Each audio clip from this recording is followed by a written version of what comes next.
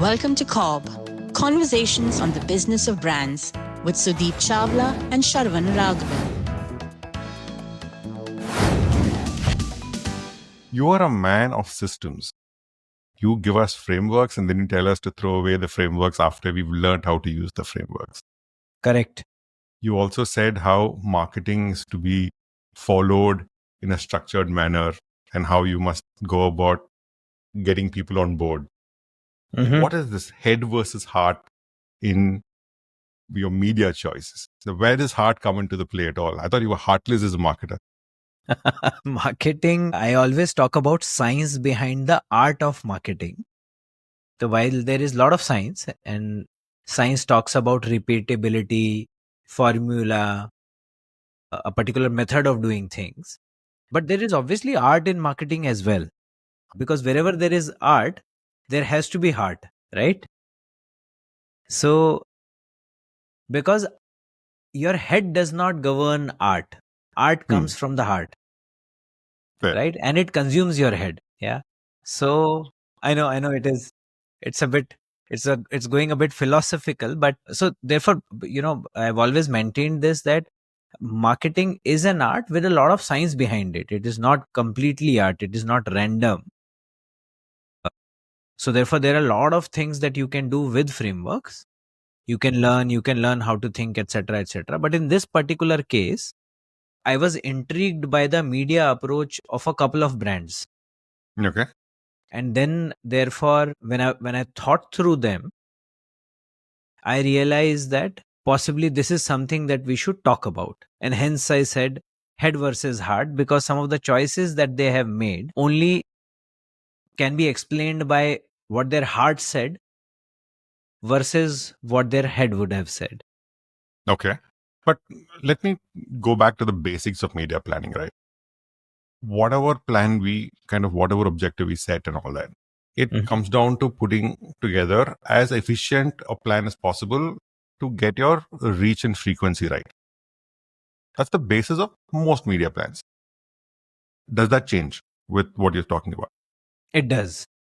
Okay. It does. Okay. How does that Yeah. happen? So for example, you are a media professional. When you ask for a media brief that the brand team writes, they will write what is the business objective, followed by what is the marketing objective, followed by what is the campaign objective. Right? So these are the top three most important things. RF, or what we call as reach and frequency, become only a way of serving these objectives. Right? Okay. So, but that's the usual way media plans have been built. So you would get all these objectives. You will ask who is your target segment, what is the message, what do you want the target segment to think, feel, do after they have seen your message. And then you get behind, you assume that you have a piece of communication, and then you get behind saying that let me create the most efficient reach and frequency plan using TV, digital, cinema, radio, etc. And this is the logical approach, therefore the head. Yeah, this is the plan approach, the head approach. Okay. Right? Now, but when you look around, and as a marketer, it always pays to look around and look for contradictions as well as excellence. Okay. Only then you get to learn from alternative approaches. When you look around, you find many brands not doing this. As in, right? Not doing it right or not doing it well. I mean, not doing it in this manner.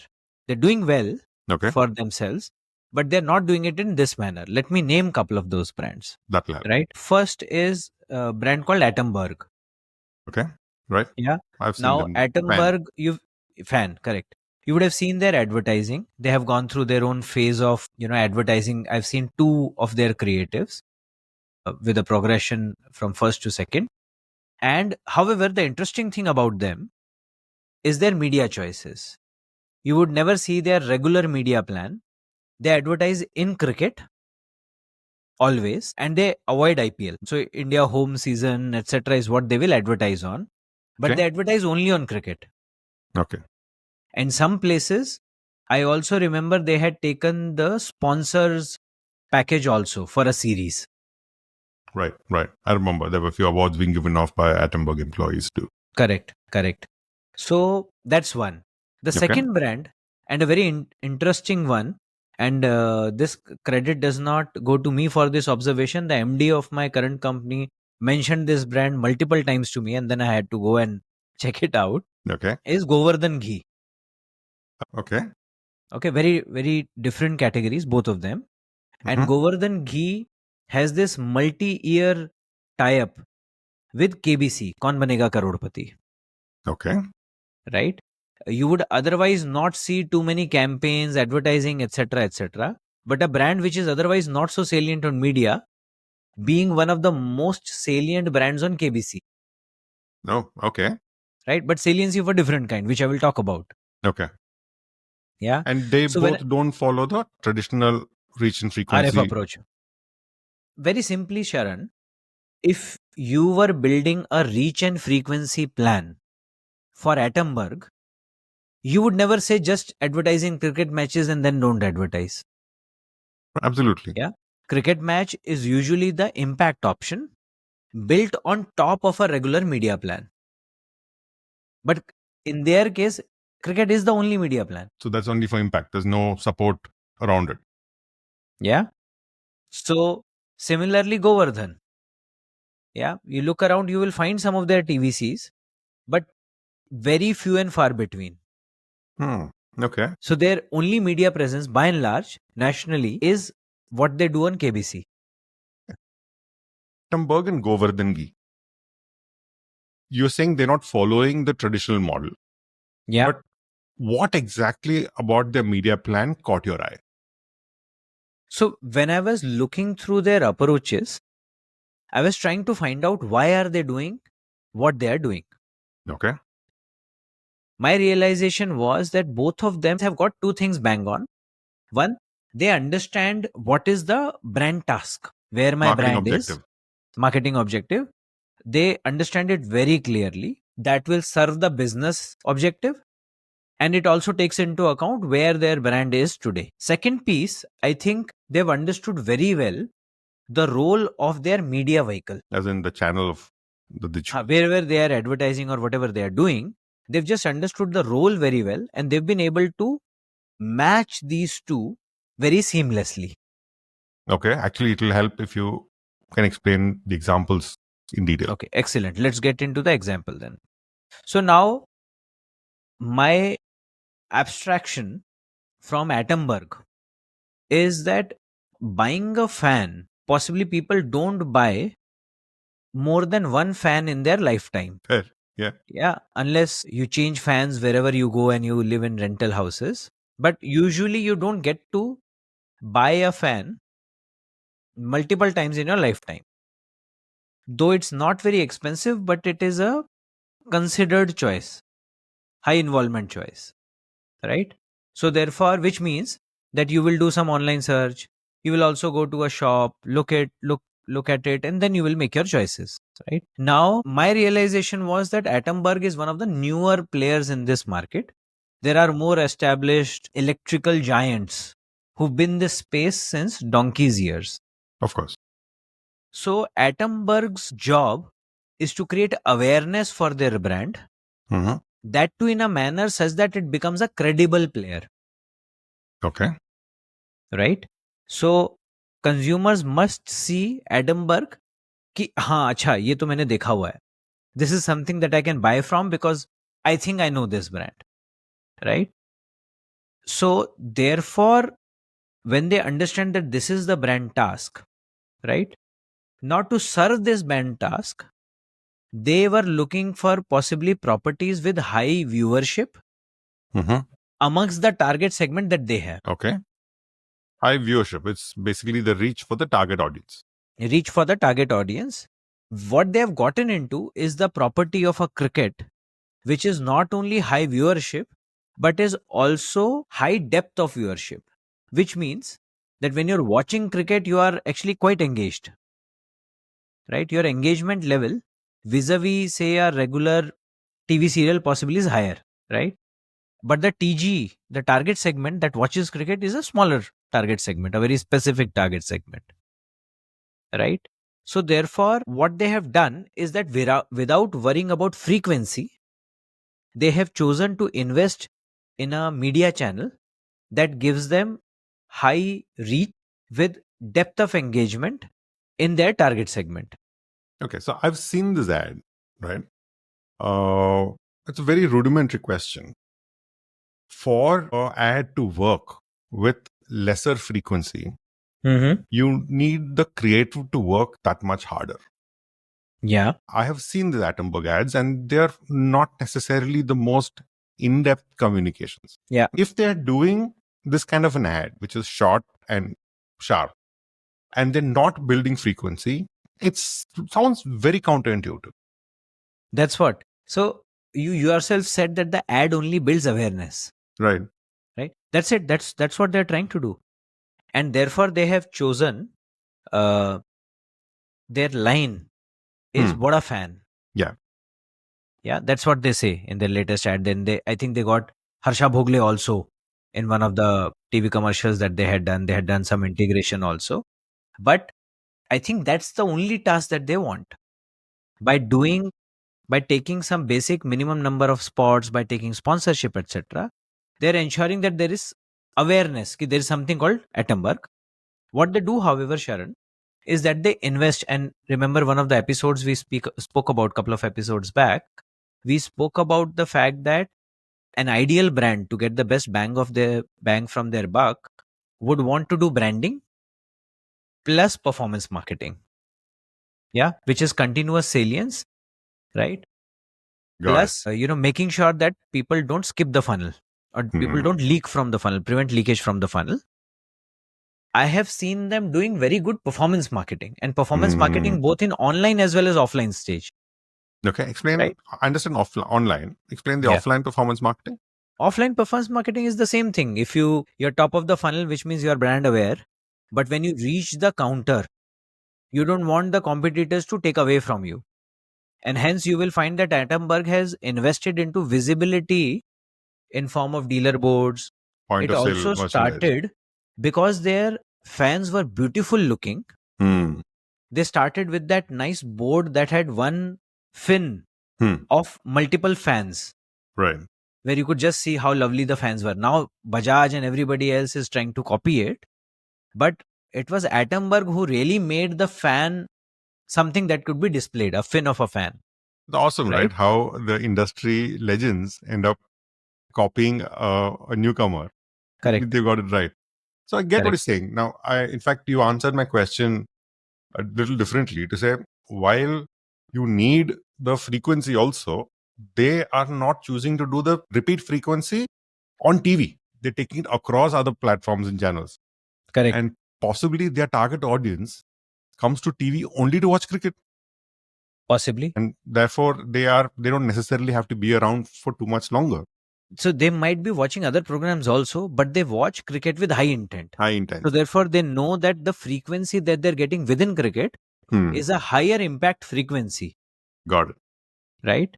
So therefore, they have belief in that, and hence they're happy doing this.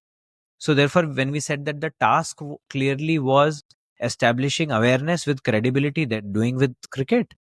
And then they're supporting it with performance marketing. So when somebody goes to the ground, they're able to see, oh, okay, I saw Atomberg there, Atomberg is also here. So therefore, there is minimal chances of leakage. They're optimizing both by being very selective in what they want to do. Correct. Brilliant. Yeah. Sorry, how is this hard?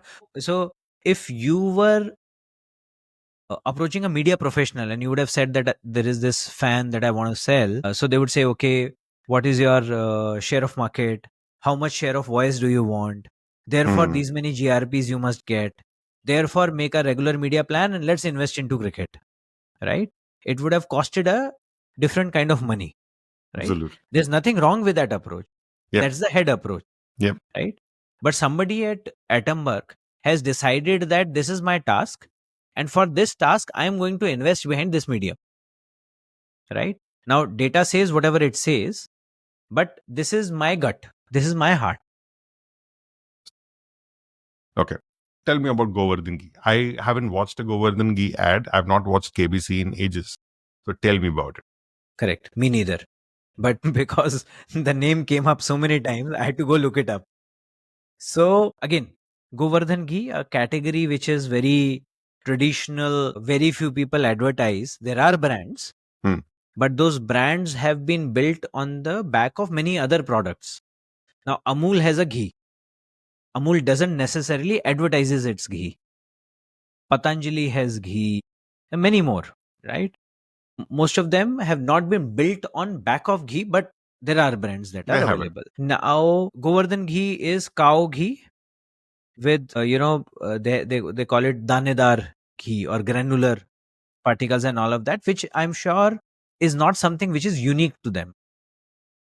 So it is difficult to differentiate this product, right? Traditional approach would have been that differentiated on emotion, right? So I will, maybe I will possibly link it to how your mother used to make the food and therefore evoke memory structures, right? And say that childhood memories and therefore you should consume it or stuff like that, right? That's could be one route. Now, Govardhan possibly said that, okay, this is a space which is almost 100% penetrated. My job is to take share. I will take share by creating pride of ownership or usage. That if you're using Govardhan, which means that you are superior to others. Okay. Right? I saw that in 2022, they've also launched a campaign called Garv Se Govardhan. Pride. Which means pride of using Govardhan. Right. Now, obviously, somebody cracked this route to say, okay, I want to take this route. Now, simple route. Let's get down to creative briefing and media briefing. Create a TVC where you talk about why is it pride, etc., etc. They could have go down the Kajaria tiles route कि देश की मिट्टी से देश को देश बनाते हैं. ठीक है, अलग level, full देश भक्ति and all in this. Similarly of that, or they did what they did. So what they had been doing in the last 3-4 editions of KBC, they've been investing in KBC. They've done an integration where whenever a participant crosses certain milestones, Amitabh Bachchan gives them a year's supply of Govardhan ghee. Wow. Okay. And talks about the goodness of Govardhan ghee. Right? And it is simply about saying that any ghee which is given out and is mentioned by Amitabh Bachchan in KBC automatically places it at a level above anybody else. Absolutely. Yeah. So, is the message repeated through the year? No. It gets played only during KBC. The proposition is played. There is nothing differentiated about the proposition. The only differentiation is placement of the proposition. Fair enough. Yeah. Yeah. Now, this is a very non-intuitive choice. Right? In fact, when I was looking for it, recently they celebrated what is called a Vasubaras. Okay. Yeah, what does that mean? Vasubaras is a occasion that is celebrated where they celebrate cows and calves. Okay. So it is kind of relevant for ghee milk industry. Now, this is the first time I read about it. I've never seen Amul also celebrating it. Yeah. But they celebrated Vasubaras, where the founder of this company, Parag Milk Foods, appeared on KBC. Okay. Amitabh Bachchan kind of had him at the hot seat and all of that. And he says that, I've been working in the service of cows and all of that. And all that particular occasion, they, for every right answer that the participants give on the day of Diwali or the season of Diwali, they were giving out 100 kgs of ghee per answer to an NGO. Wow. Okay. But more importantly, it was done on TV. So the NGO people came, they received it, etc., etc. It's for a nice cause. But the fact is that you're building on top of an association that you've built over a course of 3-4 years. Right? Now, obviously, there is genius in the way they've been able to crack this association.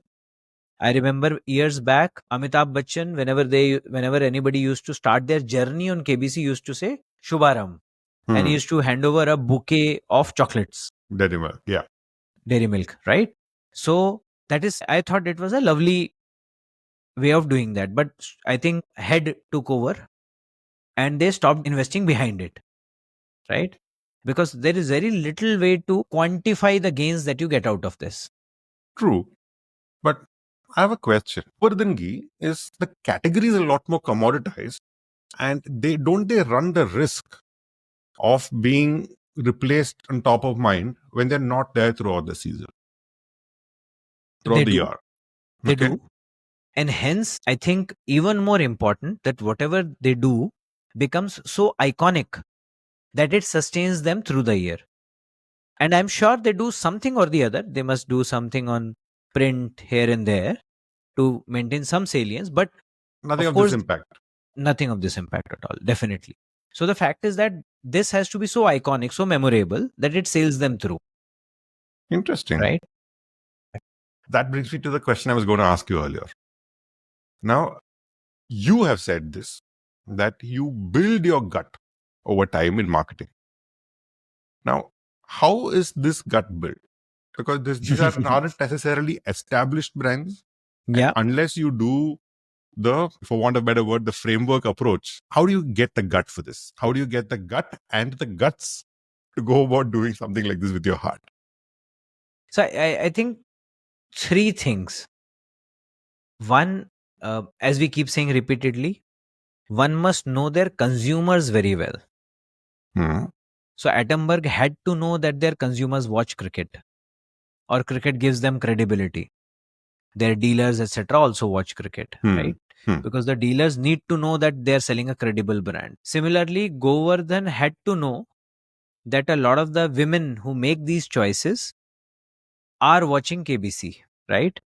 So they had to know their consumers very well to make the media choices and to make their brand tasks amply clear. Yeah. So that's the first thing. Number two, obvious, which is quite obvious, you have to know your brand very well. What is it that my brand has to do to be able to achieve the objective that we have set out on? You always say hyper empathize with your customer. Yep. So this is hyper empathy with hyper clarity. Yes, correct. On the Hyper brand front. empathy combined with hyper clarity, right? And third piece, I think, is all around your conviction. So once you've done this, now you asked me, how do you develop that gut? So if you have the first two things, which is hyper empathy with consumer, hyper clarity of your objective, and then when you have these two and you come across, and then these are things I don't think you plan. A lot of the times you come across these properties. When you start evaluating them, do they start making sense to you? Right?